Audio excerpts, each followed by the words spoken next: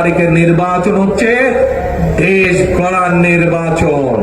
আগামী 12 তারিখের নির্বাচন হচ্ছে দেশকে সামনের দিকে এগিয়ে নিয়ে যাওয়ার নির্বাচন।